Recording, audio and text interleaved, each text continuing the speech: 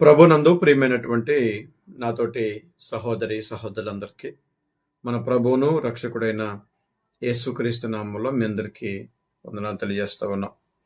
ప్రియులారా, ప్రతిరోజు మీతో కలిసి దేవుని యొక్క వాక్యాన్ని పంచుకుంటున్నందుకు నేను చాలా సంతోషిస్తూ ఉన్నాను. మీరు కూడా దేవుని యొక్క వాక్యాన్ని వింటున్నారని, గ్రహిస్తున్నారని మేము అర్థం చేసుకుంటున్నాం. నాతోటి ప్రియమైన వాళ్ళరా, దేవుని వాక్యాన్ని వినడం అనేటువంటిది మన జీవితంలో ఉత్తమమైనటువంటి చర్య. ఆ చర్యను మీరందరూ కూడా చేపట్టాలని, దేవుని దీవెనలు పొందాలని మీ అందరినీ ప్రేమపూర్వకంగా కోరుతూ ఉన్నాం. ఈ సమయంలో కొద్ది నిమిషాలు దేవుని యొక్క వాక్యాన్ని మనం ధ్యానం చేద్దాం. ఈరోజు మనం ధ్యానం చేయబోయేటువంటి అంశం ఏంటంటే, మీకు తెలుసా అనేటువంటి అంశాన్ని మనం ఆలోచించేద్దాం. మీకు తెలుసా అనేటువంటి అంశంలో చాలా డౌట్లు రావచ్చు మీకు. నాతోటి ప్రియమైన దేవుని బిడ్డలారా, మనకు తెలియనటువంటి విషయాల గురించి మనం ప్రతిరోజు ఎన్నో ప్రయత్నాలు చేస్తూ ఉంటాం. ఏమండి? జరిగిన వాటిని గురించి ఆలోచన చేస్తున్నాం. జరగబోయే వాటి గురించి ఆలోచన చేస్తాం. మనకు తెలియని వాటి గురించి అయితే ప్రత్యేకమైన శ్రద్ధ తీసుకుని మరి ఆలోచన చేస్తాం. కానీ దైవికమైనటువంటి విషయాల్లో మనకు తెలియనటువంటి విషయాలు చాలా ఉన్నాయి. వాటిని ఎంతవరకు గ్రహిస్తున్నాం, ఎంతవరకు మన జీవితంలో సార్థకం చేస్తున్నాం, ఎంతవరకు దేవునికి తగినట్లుగా జీవిస్తున్నాం అనేటువంటిది చాలా కీలకమైంది. కనుక అందుకనే మీకు తెలుసా అనేటువంటి అంశంతోనే ఈనాటి పాఠాన్ని మనం ప్రారంభిస్తాం. ఏం తెలియాలి మనకి? ఏం తెలుసుకోవాలి మనం? తెలుసుకోకపోతే నష్టం ఉందా అంటే ఖచ్చితంగా నష్టం ఉంది. మరి ఏం తెలుసుకోవాలి నేను అంటే, మొట్టమొదట మనం చూసినట్లయితే విశ్వాసము దేవునికి ఇష్టలుగా చేస్తుందని తెలుసుకోవాలి. హెబ్రీ పత్రిక 11వ అధ్యాయం 6వ వచనంలో విశ్వాసం లేకుండా దేవునికి ఇష్టమైనట్టు అసాధ్యము. దేవుని యొద్దకు వచ్చేవాడు ఆయన ఉన్నాడనియు, తన్ను వెదుకువానికి ఫలము వాడని నమ్మాలి కదా. అంటే విశ్వాసం లేకుండా దేవునికి మనం ఇష్టులై ఉండలేము. అది మీరు గుర్తుపెట్టుకోవాలి. దేవుణ్ణి నమ్మకుండా దేవునికి ఇష్టలుగా ఉండలేం. నమ్మకమైన వారికి దీవెనలు మెండుగా ఉన్నాయని దేవుని వాక్యం తెలియజేస్తూ ఉంది. నీ నమ్మకం సరైనదైతే, నీ విశ్వాసం సరైనదైతే నువ్వు దేవునికి ఇష్టలుగా ఉంటావు. అది గుర్తుపెట్టుకో. కేవలం ప్రార్థన చేసినంత మాత్రం దేవునికి ఇష్టలుగా ఉండలేవు. కేవలం పాటలు పాడినంత మాత్రం దేవునికి ఇష్టలుగా ఉండలేవు. కేవలము వాక్యాన్ని ప్రకటించినంత మాత్రం దేవునికి ఇష్టలుగా ఉండలేవు. నీ విశ్వాసము సరైనదై ఉండాలి. నీ నమ్మకము సరైనదై ఉండాలి. నీ నమ్మకము సరైనదైతేనే నువ్వు దేవునికి ఇష్టలుగా ఉంటావు. నువ్వు దేవునికి ఇష్టలుగా ఉంటేనే నువ్వు అడిగిన ప్రతిదీ నీ జీవితంలో జరిగేలాగా దేవుడు సహాయం చెప్తాడు. ఇక రెండవది మనం ఆలోచన చేసినట్లయితే, ప్రేమ క్షేమాభివృద్ధి కలుగు చేస్తుందని మనం తెలుసుకోవాలి. మనకు నచ్చిన వారిని ప్రేమించడం కాదు, మనకు ఇష్టమైన వారిని ప్రేమించడం కాదు. క్రీస్తు ప్రేమ అందరికీ ఒకేలాగా ఉన్నప్పుడు మనము కూడా ఇతరులని అలాగే ప్రేమించాలి. ఒకరినొకలాగా మనం ప్రేమించకూడదు. అది క్రైస్తవుని యొక్క పని కాదు, క్రైస్తవుని యొక్క చర్య కాదు. దేవుని పిల్లలు అలా ఉండకూడదని దేవుని వాక్యం తెలియజేస్తూ ఉంది. కొరింథీయులకు రాసినటువంటి మొదటి పత్రిక 8వ అధ్యాయం 1వ వచనం చూసినట్లయితే అక్కడ ప్రేమట క్షేమాభివృద్ధి కలుగు చేస్తుందటండి. సంఘ క్షేమాభివృద్ధికి ప్రేమ అవసరం. కుటుంబ క్షేమాభివృద్ధికి ప్రేమ అవసరం. ఉద్యోగాల క్షేమాభివృద్ధికి ప్రేమ అవసరం. ఏదైనా ఒకటి అభివృద్ధి అవ్వాలంటే ఖచ్చితంగా ప్రేమ ఉండాలి. కొరింథీయులకు రాసిన మొదటి పత్రిక 13వ అధ్యాయం 13వ వచనంలో ప్రేమ గురించి అనేకమైన విషయాలు అక్కడ చెప్తూ చివరిలో నిలిచేది ప్రేమయే అంటాడు. ప్రేమ బైబిల్ అంతా కూడా ఒకే ఒక ఆజ్ఞ నిముడుంది. అదే నిన్ను వలె నీ పొరుగు వారిని ప్రేమించడం. మరి నీ ప్రేమ సరైనది కాకపోతే, నీ ప్రేమ కపటంతో కూడిందైతే, నీ ప్రేమ వాక్యానికి అనుకూలంగా లేనిదైతే ఖచ్చితంగా మనము నరహంతకులమేనండి.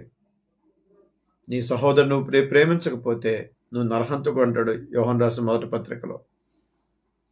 ప్రేమించట్లేదంటే ఆపోజిట్ పదం ఏంటండి? ద్వేషించడమే కదా. కనుక ద్వేషించే వారి దగ్గర దేవుడు ఉండడు. ద్వేషించే వారి ప్రార్థనలు దేవుడు వినడు. కనుక నీ ప్రేమ సరైనదైతేనే క్షేమాభివృద్ధి కలుగుతుందనే విషయాన్ని గుర్తుపెట్టుకోండి. నీ కుటుంబ క్షేమాభివృద్ధి నీ ప్రేమ మీద ఆధారపడి ఉంది. నీ సంఘ క్షేమాభివృద్ధి నీ ప్రేమ మీద ఆధారపడి ఉంది. ఇక మూడవది మనం ఆలోచన చేసినట్లయితే సత్యం. సత్యం ఏం చేస్తుందో తెలుసండి, మనల్ని స్వతంత్రులుగా చేద్దటండి. స్వతంత్రులుగా చేయడం అంటే ఏంటి తెలుసా? ఆధిపత్యం లేనివాడిగా చేద్ది, స్వేచ్ఛాపరుడుగా చేద్ది, ఇతరుల ప్రభావితానికి లొంగని వాడిగా చేద్దండి స్వతంత్రత. అలాంటి స్వతంత్రత క్రీస్తు మనకిచ్చాడు. అలాంటి స్వతంత్రత నువ్వు పొందుకోవాలంటే నువ్వు సత్యాన్ని అంగీకరించాలి, వాక్యాన్ని అంగీకరించాలి. ఎవరు ఏం చెప్తే అది నమ్మకూడదండి. అది వాక్యానుసారమైందా కాదా, దేవుడు దాన్ని ఆమోదించాడా లేదా, దేవుని పిల్లలు, దేవుని దాసులు దాన్ని అనుసరించారా లేదా అనే విషయాన్ని మనం ఎప్పుడు ఆలోచన చేయాలి. యోహాను సువార్త 8వ అధ్యాయము 31, 32 వచనాలు గనక మీరు ఆలోచన చేస్తే అక్కడ స్వాతంత్రాన్ని గురించి యోహాను గారు తెలియజేస్తారు. ఒకసారి మనం చదువుకుందామండి. కాబట్టి యేసు తను నమ్మిన యూదులతో, మీరు నా వాక్యమందు నిలిచిన వారైతే, అంటే సత్యమందు నిలిచిన వారైతే, లేక సత్యమందు స్థిరపడిన వారైతే, దాని అర్థం నిలిచిన వారైతే నిజముగా నాకు శిష్యులై ఉండి సత్యమును గ్రహించెదరు. అప్పుడు సత్యము మిమ్మల్ని స్వతంత్రులుగా చేయను చెప్పగా. నిజమైన శిష్యులు వాక్యాన్ని వింటారు, గ్రహిస్తారు. ఎప్పుడైతే గ్రహిస్తారో, ఎప్పుడైతే స్థిరపడతారో ఆ సత్యము అంటే ఆ వాక్యము మనం స్వతంత్రులుగా చేద్దట. అంటే సాతాను ఏలుబడిలోంచి బయటకు తీసుకొద్ది, సాతాను బంధకాల నుంచి బయటకు తీసుకొద్దండి సత్యం. కనుక స్వాతంత్ర్యం మనకి బానిసత్వం నుంచి ఎలాగైతే తీసుకొచ్చిందో, పాపం అనేటువంటి బానిసత్వం నుండి, సాతాను బందీ గృహాల్లో ఉండి మనకి స్వేచ్ఛను కల్పించడం, అదే స్వతంత్రం. అలాంటి స్వతంత్రం నీకు సత్యాన్ని బట్టే వద్ది, అంటే సత్యవాక్యాన్ని బట్టే వద్ది. ఏదైనా ఒకటే అనుకోవద్దు. సత్యం ఉందంటే అసత్యం ఖచ్చితంగా ఉంది, అబద్ధం ఉందంటే నిజం ఖచ్చితంగా ఉంది, నీతి ఉందంటే అవినీతి ఖచ్చితంగా ఉంది, మేలుందంటే కీడు ఖచ్చితంగా ఉంది. కనుక బైబిల్ గ్రంథంలో చాలా సందర్భాల్లో సత్యము అనే పదం ఉపయోగించాడు. అంటే అసత్యం కూడా లోకంలో ఉందని అర్థం, అసత్యం లోకంలో పరుగులు తీస్తుందని అర్థం, అసత్యం లోకంలో ఏలుబడి చేస్తుందని అర్థం. కనుక నాతోటి ప్రియమైనది దేవుని బిడ్డలారా, మీరు అసత్యాన్ని బుధాన్ని వేసుకోవద్దు, మీరు సత్య సంబంధులుగా ఉండాలి. దేవుని వాక్యం చాలా లోతైందట, దాన్ని పరిశీలన చేయవాడు ఎవరు అంటాడు ప్రసంగిలో. కనుక సత్యవంతులుగా మీరు ఉండాలని దేవుని వాక్యం తెలియజేస్తూ ఉంది. ఇక 4వది మనం చూసినట్లయితే దైవ చిత్తానుసారమైన దుఃఖము రక్షణార్థమైన మారు మనసు కలుగజేద్దని మనం నమ్మాలి, ఎరగాలి. ఏం తెలుసుకోవాలి అంటే దైవ చిత్తానుసారమైన దుఃఖం. మరి నీ దుఃఖము దైవ చిత్తానుసారమైన దుఃఖమా? పాపం చేయడం దుఃఖపడడం, పాపం చేయడం దుఃఖపడడం, పాపం చేయడం దుఃఖపడడం, అదే మనకు అయిపోయింది. ఈ దుఃఖము, నీ దుఃఖము దైవ చిత్తానుసారమైనదైతే, నువ్వు చేసినటువంటి పాపాన్ని బట్టి నిజంగా నువ్వు దైవికంగా దుఃఖపడితే అది నీకు రక్షణార్థమైన మారు మనసు కలుగజేస్తుంది. ఈ లోకంలో చాలా మంది దుఃఖాలు ఎలా ఉన్నాయంటే, కొంతమందికి ఊరికి ఏడుపు వచ్చేద్దండి. ఆ దుఃఖం దైవ చిత్తానుసారమైన దుఃఖం కాదు. ఎవరైనా ఏదంటే ఊరిని ఏడ్చేస్తారు, అది దైవ చిత్తానుసారమైన దుఃఖం కాదు. శోధనప్పుడు ఏడుస్తారు, అది దైవ చిత్తానుసారమైన దుఃఖం కాదు. దైవ చిత్తానుసారమైన దుఃఖము రక్షణార్థమైన మారు మనసు కలుగుతుంది. నీ మారు మనసు నిజమైనదై ఉండాలంటే నీ దుఃఖము దైవ చిత్తానుసారమైన దుఃఖం ఉండాలి. మరి నీ దుఃఖము దైవ చిత్తానుసారమైన దుఃఖమేనా? ఆలోచించేయండి. దైవ చిత్తానుసారమైన దుఃఖం అవసరం. పాత నిబంధన కాలంలో దావీదు గారు మనకు తెలుసు, దావీదు గారి దుఃఖం దైవ చిత్తానుసారమైన దుఃఖం. అందుకని దేవుడు మారు మనసు కలుగు చేశాడు. దైవ చిత్తానుసారమైన దుఃఖము దావీదు గారిని మారు మనసు కలుగు చేసింది. తర్వాత ఎప్పటికీ ఆ పాపం చేయలేదు. నువ్వు నిజమైన మారు మనసు పొందినట్లయితే నువ్వు విడిచిపెట్టినటువంటి పాపాన్ని ఎప్పటికీ చేయవు. నీలో ఖచ్చితమైన మారు మనసు లేకపోతే విడిచిపెట్టిన పాపాన్ని తిరిగి మరలా చేస్తావు. అంటే నువ్వు దైవ చిత్తానుసారమైనటువంటి దుఃఖం పొందలేదు. అందుకే రక్షణార్థమైన మారు మనసు నీకు లేదని దాని అర్థం. కొరింథీయులకు రాసిన 2వ పత్రిక 7వ అధ్యాయం 10వ వచనంలో ఆ వాక్యం మనం చూస్తాం. అలాగే 5వది మనం చూసినట్లయితే పరిశుద్ధత అండి ప్రభువును చూచేలాగా చేద్దటండి. దేవునికి పరిశుద్ధులు కావాలి. దేవునికి క్రీస్తు లాంటి పిల్లలు కావాలి. ఈ లోకంలో క్రీస్తు లాంటి పిల్లల జీవితాన్ని బట్టి ఆనందించాలన్న ఆలోచన ఆయనకి. క్రీస్తు లాంటి పిల్లలు ఎక్కడైతే ఉంటారో వారితో సంచరించాలన్న కోరిక ఆయనకి. పరిశుద్ధత లేకుండా ప్రభుని చూడలేమని హెబ్రీ పత్రిక 12వ అధ్యాయం 14వ వచనంలోను, మత్తయి సువార్త 5వ అధ్యాయం 8వ వచనం మనకు తెలియజేస్తుందండి.